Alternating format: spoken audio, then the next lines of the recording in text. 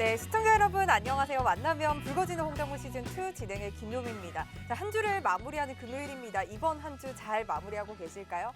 간밤 미국에서는 우크라이나와 러시아 간의 이 전쟁 리스크가 다시 좀 불거지면서 안전자산을 선호하는 심리가 높아졌습니다. 이에 뉴욕 3대 지수 모두 급락 마감했는데요.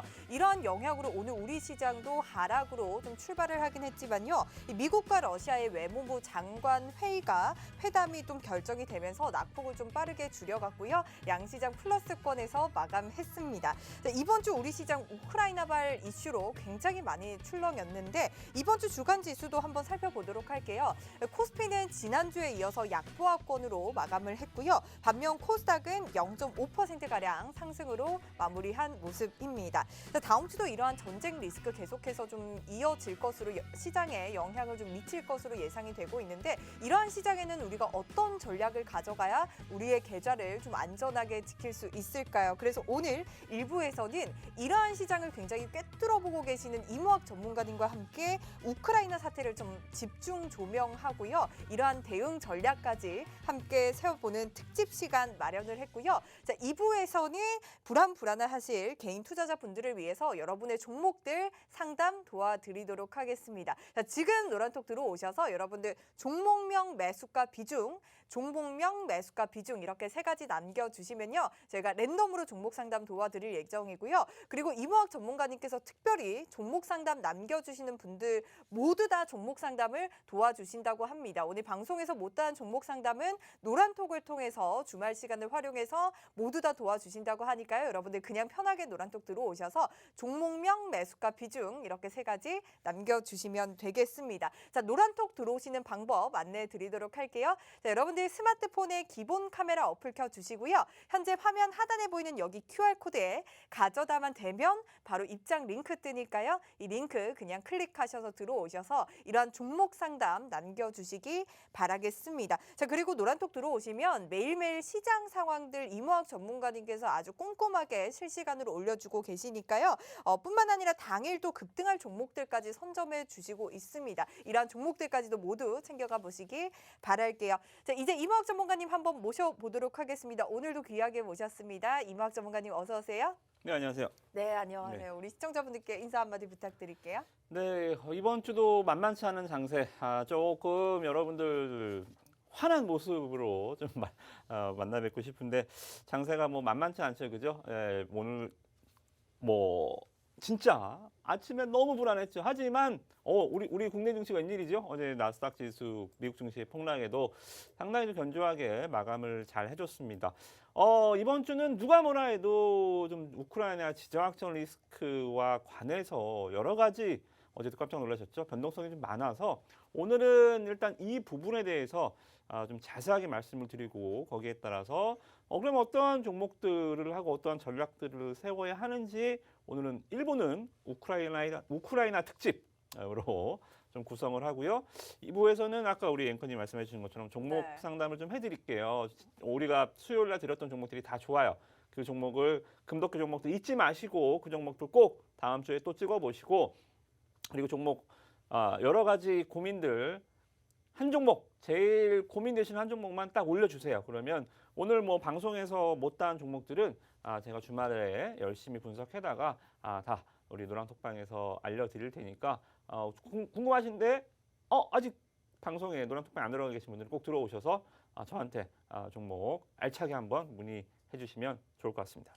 좋습니다. 오늘 특집인 만큼 여러분들 종목들 모두 다 이무학 전문가님께서 분석을 해서 노란톡을 통해서 올려주신다라고 하니까요. 여러분들 빠르게 노란톡 들어오셔서 종목명 매수가 비중 이렇게 세 가지 남겨보시기 바라겠습니다.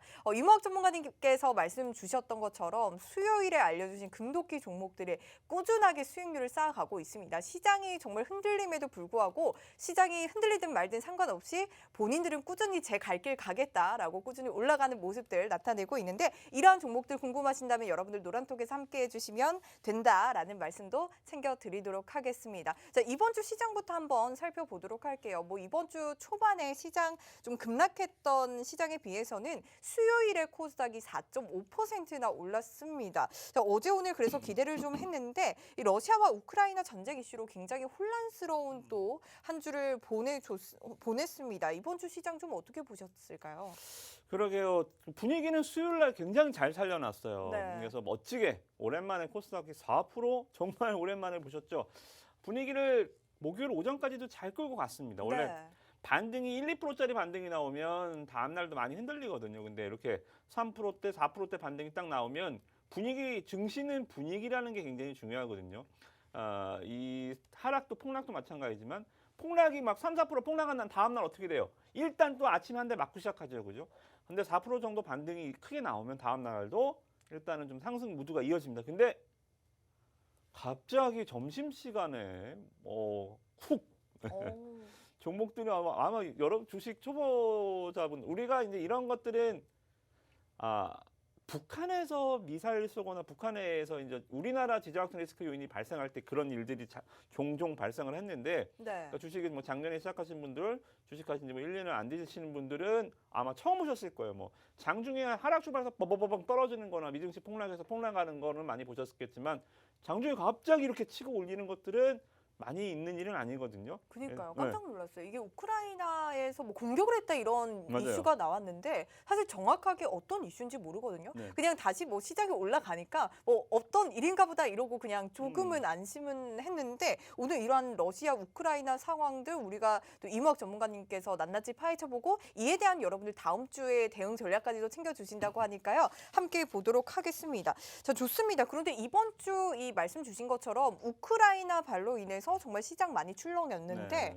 그렇다면 우리가 다음 주도 사실 마음을 놓을 수만은 없거든요. 왜냐하면 사실 아직 끝난 게 아니잖아요. 이러한 리스크가 해소된 것도 아니고 계속해서 이어지고 있지만 오늘 뭐 또 장관들이 회담을 하겠다라고 발언을 하면서 조금은 시장이 좀 반등을 줬는데 어떻게 좀 보면 좋을까요? 어떤 일인가요? 뭐 나토도 얘기하는데 나토가 뭐고 사실 좀 쉽게 우리 시청자분들께 설명을 좀 부탁드릴게요. 네, 그러면 우리가 이제 이 모든 현상에 대해서는 원인을 알아야 우리가 결과를 낼 수가 있고 결과를 알아야 예측을 해야 우리가 또 거기에 대한 대응 전략을 세울 수가 있겠죠, 그죠? 네. 여러분들 잠깐 화면을 보시면서 제가 오늘 우크라이나와 관련해서 좀 말씀을 좀 들어보도록 하겠습니다. 자, 화면 보시면 우크라이나 국경지대 지금 러시아군 현황입니다. 지금 보시면 이 우크라이나를 삥 기갑부대, 특수부대, 탱크부대, 해병대가 지금 삥 둘러쌌죠. 이게 지금 이 러시아와 우크라이나의 이 포위 상황이에요. 얘네가 지금 삥 둘러싸서 포위를 하고 있는 상황입니다. 이게 표면적인 이유는 과거에 우크라이나는 이 소련이 붕괴되면서 이제 독립을 한 나라이기도 하지만 우크라이나는 1,900개 핵탄두 그리고 2,500개의 전술 핵무기를 보유한 핵 강국이었습니다. 그러다 보니까 이제 1994년에 경제도 안 좋아지고 미국과 러시아에서 계속 압박을 해서 이 부다페스트 조약이라고 해서 조약을 맺었어요. 야, 핵 포기해. 핵 포기하면 우리가 영토도 우리가 지켜주고 경제도 지원해주고 우리가 마치 지금 보시면 미국에서 북한 핵 포기해. 우리가 너네 이 주권도 보장해주고 경제 지원도 해주고 우리가 네. 많이 해줄게. 근데 북한이 핵을 포기 안 하고 있죠, 그죠? 맞아요. 우크라이나가 그때 핵을 포기했습니다. 부다페스트 조약으로 핵을 포기하니까 미국에서 팽해버렸어요. 오케이, 핵 포기했네. 그 미국에서 핵을 포기하니까 미국의 관심권에서 벗어난 거예요. 그러다 보니까 이제 이 2014년도에 러시아가 크림 반도를 가서 사사삭 집어삼켜버렸죠. 네. 그 크림반도가 우크라이나. 네, 우크라이나 네, 이제 여기 지역인가요? 보시면 네. 여기 화면 보시면 요 밑에 있는 겁니다. 우크라이나 저거 밑에 여기를 러시아에서 이제 순식간에 가서 깃발 꽂게 해버렸어요. 전쟁이라고 말할 수도 없을 정도로 너무 순식간에 일어났던 일이라 뭐 어찌됐든 간에 이런 상황이다 보니까 이제 우크라이나가 어떻게 돼요? 야, 니네 약속 안 지키냐? 우리 지켜준다고 하고 영토 보존해준다고 했는데 뭐 경제 지원을 둘째치고 이렇게 되니까 우리 그럼 나토에 가입할게. 나토의 잠깐 화면을 보시면 네. 나토가 이제 여러분들 이 화면이 지금 네. 보시면 여기 보시면 30개국이 가입국입니다. 총 병력 엄청나죠. 뭐 300만 명, 군사비 이 1조 360억. 그러니까 네. 뭐 여기 보시면 러시아가 이렇게 있는데 얘네가 다 나토예요. 얘네가. 그러게요. 나토가 도대체 정확하게 어떻게 보면 될까요? 러시아에 반하는 조직이다라고 보면 아니에요. 될까요? 1949년에 네. 이 미국과 서방 국가들이 중심으로 해서 맺은 군사 동맹 체제입니다. 유럽 연합은 경제 체제잖아요. EU 같은 경우는. 근데 나토는 미국과 서유럽 국가들의 군사 동맹이에요. 군사 동맹이다라고 보시면 될 것 같고, 그러다 보니까 얘네가 이제 우크라이나까지 나토에 가입을 하면 러시아가 거의 지금 나토의 포위가 되죠. 얘네가 다 나토인데 우크라이나까지 나토에 가입을 하면 러시아의 코앞까지, 러시아의 목전까지 나토가 들어오다 보니까 러시아 입장에서는 러시아 입장에서도 예전에 독일이 통일을 할 때, 서독과 동독이 통일을 할 때 소련에서 묵인을 해줬어요. 왜 묵인을 해줬냐면 얘는 통일이라는 거는 우리나라 남북 통일도 우리가 결정할 수 있는 건 아니잖아요. 그렇죠? 네네. 그런 것처럼 독일이 서독과 동독이 통일할 때도 소련에서 공산주의에서 통일을 용인해 줄게. 오케이. 서독 동독 통일해. 대신 나토 동쪽으로 그만 와. 이게 지금 나토가 계속 동쪽으로 오고 있잖아요. 그죠? 네. 2009년, 27년, 2020년까지 해서 계속 동진을 이게 북진이 아니라 얘네 동진이죠. 그죠? 동진을 하니까 러시아에서는 우리가 그때 독일의 통일을 용인해 줬는데 왜 자꾸 동쪽으로 오는 거야? 이제 우크라이나까지 오겠다는 거야? 이거는 우리 못 참아. 이거는 우리 목 앞까지 오는 건 못 참아. 해서 나토 가입하면 우리가 얘네 공격할 거야. 이렇게 지금 상황이 돼 있는 거예요. 그래서 여러분들이 보시면 뭐 얘기는 서로의 약속을 안 지킨 건 맞죠. 그죠? 우크라이나는 영토를 보존해 주겠다는 미국과 서방 국가들의 약속을 지켜주지 않았고요. 네. 그리고 이 러시아 입장에서는 나토가 동진하지 않겠다는 약속을 지키지 않고 있죠. 그죠? 그러다 보니까 표면적으로는 일단 이런 이유들이 있어요. 이게 지금 전쟁의 이유입니다. 네. 이해가 좀 되시나요? 어쨌든 그래서 미국과 러시아의 뭔가의 갈등도 자꾸 심화되고 있다라고 볼 수가 있겠네요. 그렇죠. 네. 그러다 보니까 지금 보시면 근데 우크라이나가 여러분들 보시면 아시겠지만 화면 잠깐 보시면 어제 여기 도네츠크랑 마리우폴 요 지역에서 지금 뭐 총성이 들렸다, 뭐 국지전이 벌어졌다, 뭐 서로 우크라이나는 웃긴 게 보시면 반이 갈려져 있어요. 친러 진영과 친이유 진영이 있습니다. 네. 이유 쪽은 우크라이나를 쓰고 친러시아 쪽 이게 나눠져 있어요. 네. 동호가 어제 서로. 친러에서 공격을 한 건가요? 그거는 몰라요.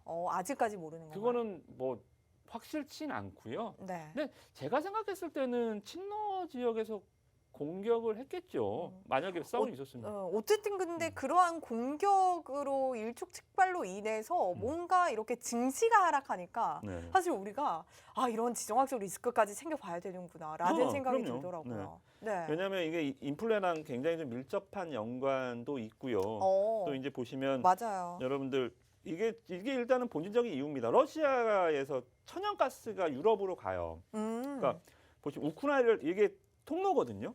무슨 철길 같이 생겼죠, 그죠? 네. 이게 이 가스 통로입니다.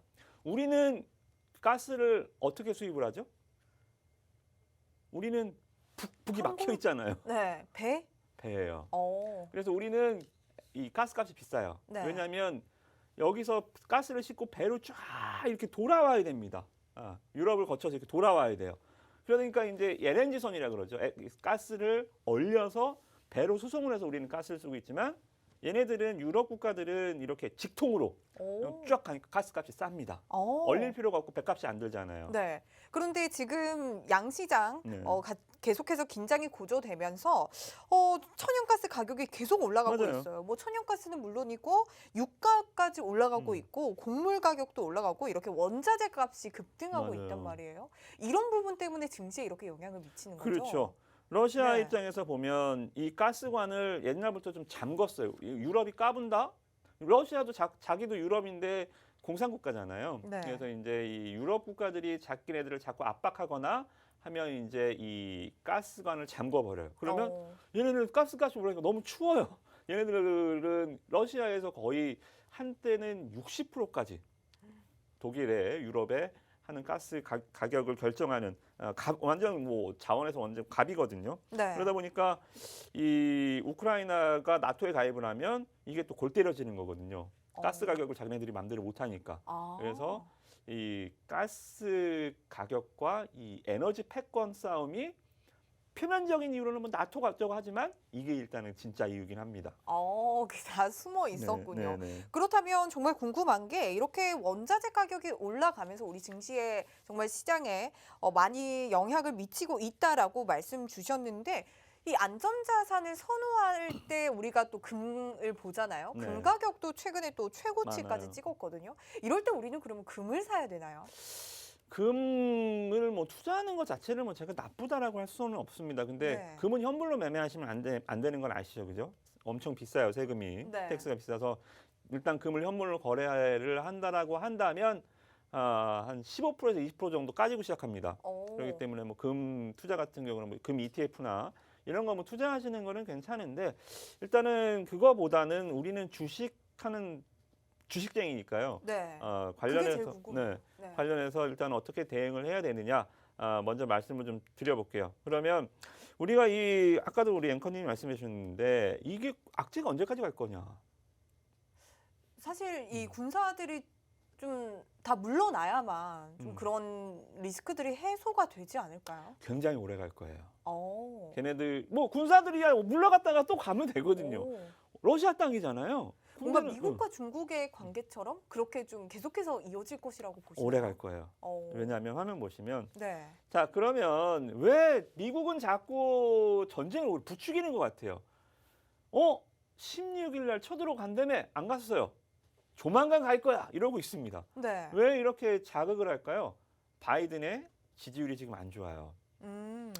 바이든의 이런 부분까지 연결이 다 되어 있는 그렇죠. 건가요? 왜 미국이 노림수가 왜냐하면 우리도 이 정치적으로 뭔가 좀 불안할 때 빨갱이 프레임을 씌우고 네. 이렇게 막 이런 이 남북 긴장 관계를 조성을 하고 네. 그러니까 내부에 문제가 생길 때 가장 좋은 방법은 정치적으로 이 시선을 외부로 쏠리는 겁니다. 오. 가장 외부에 자극적인 것은 바로 전쟁이죠. 네. 그러다 보니까 이 전쟁에 관해서 외부로 시선을 지지율 하락을 계속적으로 쏠리고 있습니다. 왜냐하면 올해 11월에 미국 중간 선거가 있어요. 네네. 우리도 총선이 있죠, 그죠? 네. 중간 선거를 이대로 가면 중간 선거를 또 공화당한테 패할 가능성이 굉장히 높거든요. 그러면 어떻게 돼요? 일단 11월 중간 선거까지는 계속 끌고 갈 거예요. 계속 중간 선거 끝나면 모르겠지만 미국도 지금은 이러한 긴장감을 즐기고 있습니다. 그렇다면 시장에서는 사실 미리미리 이렇게 선 반영이 되는 게 사실 주식 시장이잖아요. 그렇다면 우리는 좀 11월까지 사실 시장이 계속해서 이런 리스크를 안고 갈까요? 갖고 갈 것 같아요. 갖고 잠깐 또 하나를 볼까요? 그러면 네. 야 바이든 지 맘대로 지가 세계 대통령이야 지 맘대로 되는 거야. 그럼 푸틴은 바보야라고 할 수도 있겠지만 자 이거 화면 아시나요? 이 화면? 아무리 코로나라고 해도 이 탁자가 6m. 네. 이쪽에 계신 분이 누굴까요? 미국 측인가요? 독일입니다. 독일 슐츠 총리죠. 우리 이 독일의 그러니까 러시아 입장에서는 얘도 이거를 즐기는 게 푸틴도 예전에 보셨죠. 김정은이 다 어깨에 딱 세우고 트럼프와 정상회담할 때 네. 가장 득을 본 나라는 북한이에요. 감히 미국 대통령과 독대를 할 수 있는 대통령? 이게 나라야? 나라였어? 북한이라는 나라. 전 세계에 북한을 알릴 수 있는 가장 큰 기회였죠. 네. 지금 러시아 입장에서도 과거의 냉전 시대에 미국과 중국이 G2가 아니라 그때는 미국과 소련이 G2였잖아요. 그죠? 근데 야, G2 미국 중국 날 잊었어? 나 러시아야 하면서 전 세계에 러시아의 군사력을 알릴 수 있는 굉장히 좋은 기회가 됐고 지금 이 회담 장소 자체가 러시아입니다. 이 슐츠 총리를 모스크바 협상장으로 끌고 올 수 있는 이 서방 국가들이 오, 러시아 하면서 다시 러시아를 이 강대국으로 또는 군사 강국으로 인식할 수 있는 부분이기 때문에 지금 바이든도 그리고 이 러시아도 지금 둘 다 신이 나 있는 상황이다라고 보시면 돼요. 이게 굉장히 좀 주식하는 입장에서 좀 지금 슬픈 현실이죠. 정치적 이슈로 인해서 그러면 피보는 거는 우리 개인 투자자분들인가요? 그렇죠. 그래서 네. 자, 개인 투자자분들 오늘 저랑 이제 약속 하나 합시다. 어떤 약속을 하냐면 어제와 같은 일이 앞으로도 최소 11월이 될지 안 될지 모르겠지만 앞으로도 계속 이어질 겁니다. 네. 우리나라 군사적 리스크가 아니라 이 우크라이나나 러시아 정치적 리스크 또는 군사적 리스크가 계속 이어질 거예요. 그때마다 펑 할 겁니다. 네. 여기서 투매하시면 안 돼요. 지금 대응 전략을 네. 말씀 주시는 것 같은데 좋습니다. 우리 계속해서 우크라이나 사태를 집중 조명하고 있습니다. 최근에 우크라이나 지정학적 리스크로 인해서 시장 많이 출렁이고 있는 상황인데 이러한 시장에서 우리가 어떤 전략을 가져가야 할지 이무학 전문가님과 함께하고 있으니까요. 여러분들 노란톡 들어오시면 이러한 시장 상황도 아주 꼼꼼하게 이무학 전문가님께서 실시간으로 올려주시고 있다라는 말씀드리면서 노란톡 들어오셔서 이무학 전문가님과 함께해 보시기 바라겠습니다. 자, 여러분들 스마트폰에 기본 카메라 어플 켜주시고요. 화면 하단에 보이는 여기 QR코드에 가져다만 대면 바로 입장 링크 뜨니까요. 이 링크 클릭하셔서 빠르게 들어오셔서 이무학 전문가님과 장중 시장 대응 전략들 함께 세워가 보시기 바라겠습니다. 자, 계속해서 가보도록 할게요. 어쨌든 우크라이나발 지정학적 이슈가 왜 일어났고 우리가 그래서 어떻게 대응해야 하는지 우리가 지금 알아보고 있는데 그렇다면 11월까지 이러한 리스크들 끌고 갈 것이다 라고 말씀을 주셨거든요. 그렇다면 11월에 이렇게 뻥뻥 이렇게 이슈가 터질 때 우리 어떻게 해야 돼요?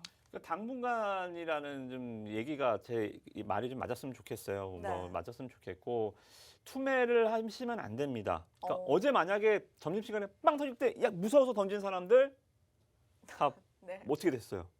다시 올라왔잖아요. 그러니까요. 그 사람들 어떻게 돼요 그러면? 투매해서 결국은 다시 사더라도 얼마를 잃었겠어요. 장이 순식간에 2%가 빠졌는데. 또 어제 미증시가 폭락했죠. 네. 무서워서 아침에 던진 사람들 어떻게 됐어요? 어. 그죠? 앞으로도 계속 그럴 거라니까요. 우리나라 장중에도 그럴 수도 있고 미국이 이렇게 미국 증시가 이렇게 흔들 수도 있고요. 이럴 때 투매를 하면 우리나라도 많이 겪어봤잖아요. 그죠? 북한이 지정학적 리스크 발생시킬 때마다 이제는 북한이 아무리 미사일 쏴도 이제 우리나라 증시는 안 떨어져요. 그런 것처럼 내성이 계속 생길 겁니다. 내성이 계속 생길 거니까 여러분도 투자할 때 마음 굳게 먹고 무슨 전쟁이 나더라도 나는 안 판다라고 생각을 하시면서 그러니까 다른 기업의 이슈나 다른 뭐 증시적인 이벤트 때문에 매도야 뭐 제가 그거를 말릴 방법은 없습니다만 최소 정치, 이 군사, 미국, 이 러시아, 우크라이나 전쟁과 관련한 리스크로는 일단은 매도하는 일은 없어야 한다. 이거를 일단은 오늘 강력하게 좀 말씀을 좀 드리고 넘어가도록 하겠습니다. 네, 그렇다면 사실 마지막으로 제가 좀 궁금한 게 사실 이러한 지금 지정학적 리스크로 인해서 원자재 가격이 올라가고 있고 안 그래도 인플레이션에 대한 우려가 높은 상태에서 더욱더 인플레이션이 가중화되고 있는 상황이란 말이에요. 그렇다면 이러한 부분들도 11월까지 계속 이어질까요? 뭐 중간 선거가 딱 끝난다라고 해서 전쟁 리스크가 끝난다라고 할 수는 없습니다. 그래서 11월 뭐 정확히 증거는 아니고요. 뭐 그게 가능성이 있으니까 말씀을 드린 거고 네. 일단 화면을 보시면 이 전쟁 관련주입니다. 이게 GSE 또 뭐 미래생명자원, 또 중앙에너비스, 그러니까 석유나 가스, 뭐 대성에너지 이런 기업들이 계속 지금 널뛰기를 하고 있거든요. 이런 종목을 보면서 여러분들이 투자 아이디어를 삼으시는 것도 매매하시면 안 됩니다. 아시겠죠? 매매하시면 안 되지만 투자 아이디어를 삼아 보시는 게 뭐냐면 예전에 전쟁 리스크 발발하면 우리나라 내부적으로 빅텍, 스페코 뭐 이런 종목들 방산주들이 급등하고 장이 무너지고 장이 올라가면 얘네가 무너지고 이런 식으로 시장과 반대로 가는 테마들이 형성이 되거든요. 네. 얘네 지금 말씀드렸던 종목들 한번 여러분들도 메모장에다가 아니면 관심 종목에다가 정해보세요. 얘네가 떨어지면 장은 올라가고요. 장이 떨어지면 얘네가 올라갈 겁니다. 이제 빅텍 스페코 같은 종목이 방산주로 편입이 되는 게 아니라 이 우리나라 전쟁이 아니기 때문에 에너지 관련주들이 시장과 반대로 가는 이러한 전략들이 나올 거예요. 그래서 오늘 어때요? 어제 장 흔들리니까 올라가고 오늘 장 올라가니까 떨어지죠. 이런 현상들이 얘네 당분간 계속 좀 이어질 것 같으니까 이런 종목들 잘 체크하셔서 대응 전략 시장 매매하시라는 게 아니라요. 시장의 이 방향을 설정할 때 얘네가 급락해야 장한테는 좋다. 이렇게 좀 보시면서 대응하시면 될 것 같아요. 하나 매매 팁을 드려봅니다. 좋습니다. 깨알같이 또 팁까지 챙겨주셨는데요. 정리를 해보면 우크라이나 지정학적 리스크로 인한 시장의 하락은 일시적인 하락이다라고 말씀 주시면서 투매는 자제하자라는 또 조언까지 챙겨주셨고요. 마지막으로 에너지 관련주들의 흐름으로 시장 흐름들 조금 체크해가 보자라는 이슈까지 팁까지 전해주셨으니까요. 여러분들 참고하셔서 시장 대응 전략 잘 세워가 보시기 바라겠습니다. 자, 이렇게 우크라이나 관련해서 우리가 집중 조명하고 대응 전략까지 가져가는 시간 가져봤고요. 잠시 후 2부에서는 우리가 종목 상담 이어질 예정입니다. 최근 시장 전쟁 리스크, 미국의 통화 정책 등 여러 가지 좀 리스크들이 존재가 하는 만큼 내 계좌 좀 이대로 괜찮을까? 좀 정리를 해야 하나 아니면 손절을 해야 하나 많은 고민도 있으실 것 같습니다. 여러분들 개별 종목에 대한 전략들 저희가 세워드릴 예정이니까요. 노란톡 들어오셔서 종목명, 매수가, 비중 이렇게 세 가지 남겨주시기 바랄게요. 자, 노란톡 들어오시는 방법 안내해 드리도록 할게요. 여러분들 스마트폰에 기본 카메라 어플 켜주시고요. 화면 하단에 보이는 QR코드에 가져다만 대면 입장 링크 뜨니까요. 이 링크 클릭하셔서 바로 입장해 주시면요. 종목명, 매수가, 비중 이렇게만 남겨주시면 저희가 올려주시는 모든 분들 저희가 모두 다 종목 상담 이모학 전문가님께서 도와주신다고 하니까요. 지금 노란톡 들어오셔서 빠르게 남겨주시기 바랄게요. 자, 그러면 저희는 잠시 후에 종목 상담으로 돌아올게요. 잠시만요.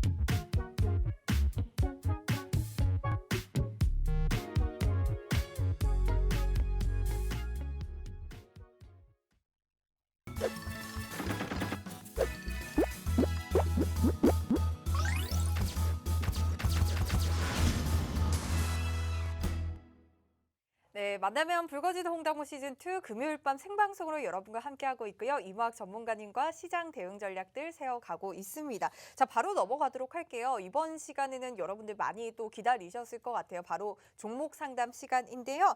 바로 첫 번째 종목부터 만나보도록 하겠습니다. 첫 번째 종목은 베베님이 올려주신 거 먼저 보도록 할게요. 컴투스 홀딩스 올려주셨고요. 13만 3천 원 매수를 했습니다. 비중이 크네요. 50% 가지고 있는데 이 컴투스 홀딩스 블록체인 NFT 관련 종목으로 알고 있거든요. 최근에 매수를 하신 건지 50%의 비중을 가지고 계신데 전문가님 좀 어떻게 보시나요? 네, 컴투스 홀딩스는 일단 게임 쪽에서 보시면 위메이드, 컴투스 홀딩스, 네오이즈 홀딩스, 펄어비스 뭐 이러한 그 NFT나 또는 이 메타버스나 이렇게 좀 신성장 동력으로 움직이던 종목들이 있습니다. 그러니까 지금 게임주는 NC소프트의 시대는 갔어요. MMORPG로 계속 뭐 리니지 시리즈로 울거먹고 몇십 년을 울거먹었잖아요. 그죠? 이러한 시대는 이제 갔고 미래의 청사진을 누가 더 그럴싸하게 제시를 해줄 수 있느냐 여기에 좀 포커스를 맞춰져 있습니다. 이제 그게 작년 위메이드가 미르포로 P2E 게임을 없던 걸 만들어낸 거잖아요. 그죠? 무에서 유를 창조해냈기 때문에 앞으로 P2E 게임에 대한 기대치는 굉장히 좀 높아질 수가 있습니다. 그래서 화면을 잠깐 보시면 컴투스 홀딩스 다 지금 비스무리하게 생겼어요. 컴투스 홀딩스도 한번 애차게 올라갔다. 그죠? 여기서부터 보시면 10월, 11월, 12월, 1월까지 정말 뭐 3개월 동안 한 4배 그냥 거뜬히 가버리죠. 그죠? 네. 갔다가 이제 장이 무너지면서 이제 시장이 좀 무너지고 있는데 제가 지난번에 얘기했던 거 기억나시나요? 위메이드는 당분간 하시면 안 되는데 시장의 폭락이 끝나면 게임주 하셔도 된다. 천천히 이제 시작하시라. 그게 아마 다음 주가 될 겁니다. 그래서 저는 컴투스 홀딩스 또 펄어비스 이런 그 미래 NFT 게임이나 또 이 메타버스 뭐 이런 게임을 준비한 넵튠까지도 복귀 우리는 넵튠을 많이 매매했으니까 이런 게임주들은 분명히 한 번의 기회가 있을 거예요. 그래서 지금 시장 하락에도 이제 안 빠지는 거 보니까 맷집도 상당히 좀 있고요. 그죠? 여기서 안 빠지잖아요. 이번 주 시장 좋지도 않았는데 빠질 거였으면 여기서 그냥 한 10만 원까지 밀렸어야 되거든요. 여기서 저점을 좀 잘 잡아주고 있고 외국인 지분율도 한 4%대로 높지 않습니다. 외국인 지분율이 높으면 좀 부담이에요. 왜냐하면 지금 외국인이 사는 장세가 아니잖아요. 그죠? 그래서 외국인 지분율도 뭐 괜찮다, 쏘쏘하다. 그래서 다음 주 게임 쪽 뭐 진로는 잘 주셨고요. 컴퓨터가 아니더라도 잘 보유하시고 다음 주는 게임주 한번 공략을 해보시는 것도 괜찮을 것 같습니다. 좋습니다. 꿀팁까지 챙겨주셨는데요. 자, 베베님 컴투스홀딩스 시장에서 한번 튀어 올라와 줄 것이다라고 말씀 주시면서 보유 의견 주셨고요. 꼭 수익 보고 나오시기 바랄게요. 다음 주는 게임주도 살짝 한번 째려보자라고 말씀 주셨으니까요. 전략들 잘 세워가 보시기 바랄게요. 자, 다음 종목도 한번 보도록 할게요. 오현상님께서 올려주신 거 보도록 할까요? 이 쌍용 CN이 올려주셨습니다. 매수가가 8,000원이고요. 10% 가져가고 계신데 앞으로의 전망이 좀 궁금하신 것 같아요. 어떻게 보실까요? 일단은 뭐 쌍용 씨 같은 경우는 뭐 베이스가 뭐 워낙 탄탄하기는 해요. 네. 탄탄하게 하는데 잠깐 뭐 계속 차트를 먼저 좀 보시면서 말씀을 좀 드려보면 안 빠져요. 예. 지난번에 이 하락 구간에서도 그렇고 근데 이런 종목들을 좀 안전한 종목이라고 부릅니다. 워낙 베이스가 있고 실적이 기복이 없는 회사들 있죠. 이렇게 가는 회사들. 네. 기복 없이 가는 네. 회사들 실적 잠깐 보시면 실적이 기복이 없으니까 주가도 기복이 없어요. 이 빠질 때 보시면 여기가 뭐 특별한 가격도 아닌데 7,400원, 500원만 가면 시장이 아무리 빠져도 여기는 안 내려가요. 그죠? 엄청 지지대가 확실하네요. 엄청 단단합니다. 네. 왜냐하면 실적이 계속 2,400, 2,200, 2,500 올해도 이번에 4분기까지 합치면 한 2,500억을 내줄 것으로 일단 예상을 합니다. 실적의 변동이 없어요. 근데 이런 기업들의 좀 장점은 아까도 말씀드렸지만 안 빠진다라는 게 장점. 그죠? 영위하고 있는 업황 자체가 여기 보시면 시멘트, 석화, 뭐 이 임대 사업을 하다 보니까 기복이 없습니다. 그냥 쫙 가는 거예요. 근데 단점이 뭘까요? 이 회사의 단점. 너무 안전하다. 그렇죠. 네, 수익을 많이 챙기긴 좀 어렵다. 주가는 아시겠지만 아까 컴투스홀딩스가 왜 올라갔죠? 너무 안전해서 올라갔나요? 아니죠. 청사진. 네. 성장성. 네. 우리나라가 뭐 얼마만큼 뭐 건물을 더 지을지 모르겠지만 이 성장성의 한계가 있는 업황이에요. 분명히. 그렇기 때문에 이 쌍용 씨 같은 경우는 장이 떨어지는데 나 좀 숨고 싶네요. 장이 수익 지금 낼 엄두가 안 나니까 시장 변동성에 나는 두려워요. 나 좀 숨고 싶어요. 이 종목에 숨어 계세요. 잘 숨어 계시다가 시장이 이제 반등이 좀 세게 나올 것 같고 외국인과 기관 투자들 매수가 돌아오면서 코스피가 좀 반등세가 2, 3일 연속 나와주면 이 종목으로는 그때 버리세요. 그때 버리시고 성장주로 아까 말씀드렸던 게임주나 메타버스나 NFT나 많이 떨어져 있잖아요. 그죠? 저런 낙폭과대주들을 잡아가시는 전략. 숨어 계시다가 때가 되면 나오시기 바라겠습니다. 좋습니다. 전략 굉장히 또 꼼꼼하게 챙겨주셨는데 연상님 숨어 계시다가 나오시는 전략 챙겨주시면서 앞으로 성장주 쪽으로 조금 더 바라보자 하셨으니까요. 전략 잘 챙겨가시길 바랄게요. 자, 현재 저희 종목 상담 진행하고 있습니다. 특집으로 여러분들 종목 상담 진행해드리고 있으니까요. 오늘 특별히 노란톡에 종목 상담 올려주시는 분들 주말 시간을 또 이무학 전문가님께서 활용해서 모두 다 종목 상담 도와드린다고 하니까요. 지금 노란톡 들어오셔서 종목명, 매수가, 비중 이렇게 세 가지 남겨주시기 바라겠습니다. 자, 노란톡 들어오시는 방법 안내해 드리도록 할게요. 여러분들 스마트폰에 기본 카메라 어플 켜주시고요. 현재 화면 하단에 보이는 여기 QR코드에 가져다만 대면 입장 링크 뜨니까요. 이 링크 클릭하셔서 바로 입장을 해주시면 되겠습니다. 그리고 이무학 전문가님의 금도끼 같은 종목들, 성장성 가득 찬 그런 종목들까지 줍줍할 수 있는 기회 여러분들께 열어드리고 있으니까요. 노란톡 들어오셔서 함께해 주시기 바랄게요. 자, 다음 종목도 한번 챙겨보도록 하겠습니다. 제이님 거 한번 보도록 할까요? SK 바이오팜 올려주셨습니다. 매수가가 84,000원이고 현재 10% 보유 중에 있는데 사실 SK 바이오팜 성장하고 계속해서 좀 우하향 곡선을 그리고 있는데 올해 또 지난해 흑자 전환에 성공했다라는 이슈에 따라서 최근에 좀 급등하기도 했습니다. 자, 이 종목은 좀 어떻게 볼까요? SK 바이오팜 때문에 주식을 시작하신 분들이 많아요. 어, 이거 잠깐 보시면 네. 따상, 상상상. 아, 따상이라는 단어를 증시에 너무 설레요. 유행을 시켰던 네. SK바이오팜 때문에 이 IPO 공모 시장. 그래서 지금 보시면 뭐만 상장하면 따상, 뭐만 상장하면 따상 이러면서 이 아주 그냥 증시에 한 획을 걷던 따상상상 갔던 종목입니다. 근데 여러분들 비밀을 알려드릴까요? SK바이오팜을 지금 여기서 보시면 27만 원까지 갔다가 지금 8만 원까지 내려왔습니다. 반의 반토막이 났어요. 여기서 하신 분들 설마 있겠습니까만은 반의 반토막 아직도 신저가를 가고 있습니다. 자, 그러면 이 종목의 공모에 참여했던 사람들은 얼마에 샀을까요? 수익일까요, 손실일까요? 손실이지 않을까요? 이 정도까지 3분의 1 토막이 났는데. 볼까요? 이 종목 공모가는 SK바이오팜 여기서 이 시초가가 더블 출발을 했기 때문에 여기 보시면 9만 8천 원에 시작을 했죠, 그죠? 네. 시초가가 9만 8천 원이면 반 나눠 보세요. 49,000원? 그렇죠. 오, 4만 9천 원입니다. 공모가가 49,000원이라고요? 네, 그렇다면 아직까지 수익 중이신데요? 공모하셨던 분들은? 그래요.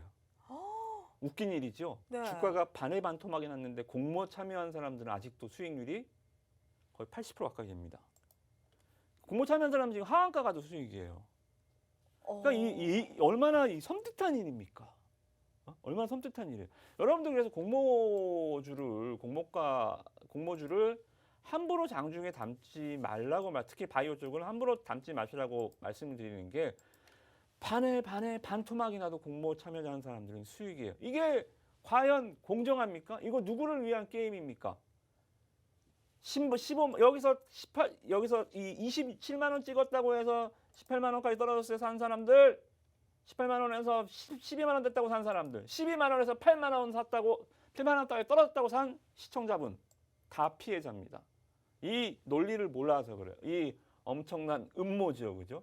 이거 갖고 계속 가시면 앞으로 또 6만 원에 산 투자자도 손실이 나고 네.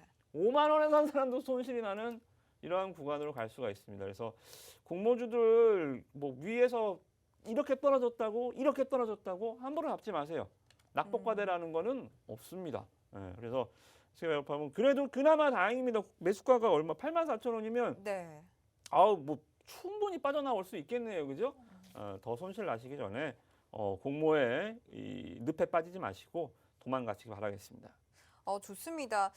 제이님, 지금이라도 바이오팜, SK 바이오팜 좀 빠져나오자라는 의견 주셨으니까요. 참고해 보시기 바라고요. 그리고 노란톡에서 이무학 전문가님과 함께 하시면 이렇게 성장성 높은 종목들, 금도끼 종목들, 장중에 흐름 좋은 종목들로 여러분들께 안겨드리고 있으니까요. 노란톡에서 함께 해주시기 바라겠습니다. 지금 시청하신 분들도 노란톡 들어오시면 함께 하실 수가 있으니까요. 노란톡 들어오시는 방법 한 번 더 안내해드리고 가도록 할게요. 자, 여러분들 스마트폰에 기본 카메라 어플 켜주시고요. 화면 하단에 보이는 QR코드에 가져다만 대면 입장 링크 뜨니까요. 이 링크 클릭하셔서 바로 들어오시면 저희 이무학 전문가님께서 장중 실시간으로 종목 드리는 것뿐만 아니라 여러분들 지금 종목명 매수가 비중 남겨주시면요. 모두 다 또 이무학 전문가님께서 주말 시간을 활용해서 여러분들 종목 상담 도와드린다라고 말씀해 주셨으니까 여러분들 특집으로 얼른 들어오셔서 지금 종목명 매수가 비중 남겨주시기 바라겠습니다. 자, 방송 50분까지만 저희가 종목 상담 받도록 할게요. 자, 계속해서 보도록 할게요. 다음은 이상순님 거 보도록 하겠습니다. 핌스 올려주셨는데요. 매수가가 28,500원이고 비중이 20% 가지고 있습니다. 진단 부탁드린다라고 또 올려주셨는데 핌스가 OLED 관련주죠. 최근에 흐름 굉장히 좋았었는데 시장이 미끄러지면서 같이 또 흘러내리고 있습니다. 이 종목은 좀 어떻게 보면 좋을까요? 핌스 우리 홍당무 종목이었잖아요. 네. 그래서 이 올해 연초에 화면 보시면 1월 3일 날 아주 그냥 뭐 첫 거래일 날 그냥 빵 쳐주면서 우리가 모두 박수 너무 기분 치면서 좋았죠. 네. 네, 수익 실현했던 종목인 것 같습니다. 그죠? 근데 우리 이 시청자분 매수가가 28,500원이시면 그래도 잘 사셨네요. 매수는 잘 하셨고 주가 일단은 상승 이전 수준은 떨어진 주가 아주 잘 기다리셨고요. 아주 잘 오, 사셨습니다. 네. 매수 오늘은 뭐 안 갔습니다만 일단 안 가는 이유는 지금 이 시장 자체가 OLED 쪽에 좀 관심이 없어요. 지금 보시면 OLED 종목들은 좀 LG 디스플레이 주가를 좀 반도체 기업들이 삼성전자 따라가는 것처럼 이 OLED 쪽은 좀 LGD 주가 영향을 좀 많이 받는데요. LGD가 이 연초 얘도 딱 연초에 그냥 출발은 멋있게 했는데 핌스처럼 그죠? 그냥 내려 주저앉아 버렸어요. 주저앉으면서 다른 OLED 쪽도 지금 분위기가 거의 초상집 분위기가 좀 나고 있거든. 근데 괜찮아요. 업황 괜찮고요. 이 실적을 보시면 실적 지금은 뉴스로 보셔야 되거든요. 왜냐하면 실적이 나온 것들을 지금 HTS의 집계가 아직은 안 됩니다. 그건 집계는 이제 3월이 돼야 이제 집계가 될 거니까 뉴스를 일일이 찾아보셔야 되는데 핌스는 실적이 나왔습니다. 작년 73억 사상 최대, 사상 최대. 핌스라는 회사가 만들어진 이후 사상 최대의 실적을 작년에 거뒀습니다. 이거는 오. 제로 노출이 될 수 없어요. 그죠? 왜? 주가가 빠져 있잖아요. 만약에 이 핌스라는 이 주가가 여기서 만약에 실적이 나왔다. 35,000원, 36,000원에서 사상 최대 신고가에서 사상 최대 실적이 나온다. 주가 어떻게 될까요? 더 올라갈까요? 빠져요. 오, 제로 노출이 됩니다. 네. 주가의 위치에 따라서 주가가 쫙 날아가고 있는데 뭐가 나오면 일단 뭐든 때려요. 어, 왜? 그것 때문에 올라왔구나 하면서 이제 재료를 봤으니까 잘 먹었어, 나 갈게 하면서 오. 가는 거죠. 그땐 디데이가 되겠네요. 그렇죠. 네. 실적도 디데이가 됩니다. 오. 근데 주가가 저 빠져 있을 때 호실적이 나왔어요. 그러면 이게 제로 노출일까요? 아니죠. 시장 상승의 시작일까요? 추세를 바꿀 수 있는 키가 되는 거죠. 오. 그죠? 그래서 주가의 위치에 따라서 재료도 해석하는 방법이 좀 틀려져야 되는데 네. 지금 실적은 지금 바닥에서 지금 실적이 좀 나와 있는 상황이기 때문에 주가 매수 가격도 좋고요. 뭐 매수 가격 대비 조금 떨어지긴 했는데 여기서 사셨다고요? 잘 사셨네요. 그죠? 오. 상승 주가라는 것은 머무르는 시간이 있습니다. 머무르는 시간. 그 가격 여러분도 어디 가시면 꼭 뭐 숙소든 어디든 한 곳에 좀 머무르는 시간들이 있잖아요. 뭐 야외 활동도 하지만 그죠? 머무르는 시간이 이 종목 올라가면 다시 집에 가고 싶고 하는 것처럼 올라가면 다시 머무르는 가격. 이 가격대가 바로 여기예요. 여기 보시면 26,000원에서 한 28,000원 정도. 그러니까 주가를 잡으려면 어떻게 돼요? 집 밖으로 나가기 전에 이 머무르는 가격대에 사시면 좋죠. 그죠? 28,000원 가격대 매수 잘 하셨고 뭐 일일비하지 마시고요. 좀 갖고 가셔보세요. 아마 3월달 장 좀 하락이 좀 멈춰주면 다시 한번 OLED주들 똘똘한 OLED는 다시 상승할 수 있을 것 같습니다. 좋습니다. 이상수님, 핌스 지금 매수가 너무 좋다고 하고요. 그리고 사상 최대 매출을 기록한 만큼 충분히 상승 여력 있다라고 말씀 주셨으니까요. 잘 참고하셔서 시장 대응 전략들 세워가 보시기 바라겠습니다. 자, 다음 종목도 한번 보도록 할게요. 아산님이 올려주셨습니다. 현대에너지솔루션 올려주셨고요. 22,750원에 매수를 하셨고 10% 가지고 계시네요. 지금 사실 현대에너지 솔루션이 작년 2021년에 쭉 미끄러졌었거든요. 앞으로 좀 주가 흐름 어떻게 보실까요? 그러니까 이제 이 회사를 보시면 네. 현대에너지솔루션, 야 이거 보니까 뭐 러시아 진압전 리스크 하다 보니까 에너지 관련주들 가는데 그래서 네. 혹시 이거 사셨나요? 그러게요. 이거 태양광 기업입니다. 네. 뭐 에너지 가스나 이 석유나 이쪽과는 전혀 상관이 없어요. 태양광 이 에너지 사업을 영위하는 인버터나 ESS 에너지 저감 장치 이러한 그 혹시나 전쟁 관련주로 에너지 관련주 이걸 사셨다면 아예 그냥 애초에 땡입니다. 접근 자체가 잘못된 거고 현대그룹인가? 아니요. 최대 주주는 한국조선해양입니다. 현대와도 상관이 없어요. 종목에 대한 좀 혹시라도 오해가 있으시다면 현대그룹주 아니고요. 네. 에너지 관련주 아닙니다. 에너지 오. 관련주긴 하지만 전쟁과 관련해서 뭐 대성산업이나 이렇게 올라가는 전쟁 관련주는 아니에요. 그죠? 태양광입니다. 태양광은 OCI 또 뭐가 있어요?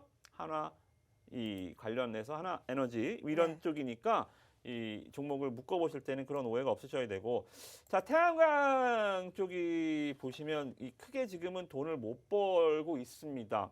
왜냐하면 태양광의 소재 폴리실리콘 가격 지금 안 오르는 게 없잖아요, 그죠? 태양광의 소재 제가 말씀드렸죠. 태양광이 패널이 이게 피자라고 한다면 태양광 이 폴리실리콘은 피자 도우다.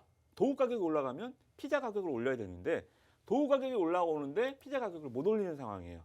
그죠? 태양광 가격을 못 올립니다. 그러다 보니까 실적이 안 좋아졌죠. 그죠? 매출 전가를 이 원재료 가격 인상을 제품 가격 인상에 전이를 못 시키니까 당연히 영업이익이 안 좋아지죠. 그죠? 그런 상황이에요. 그래서 현대에너지 솔루션 같은 경우는 이렇게 주가가 좀 잠깐 혹시 뭐 오해 때문에 좀 올라갈지도 모르겠어요. 네. 나도 에너지인가 하면서.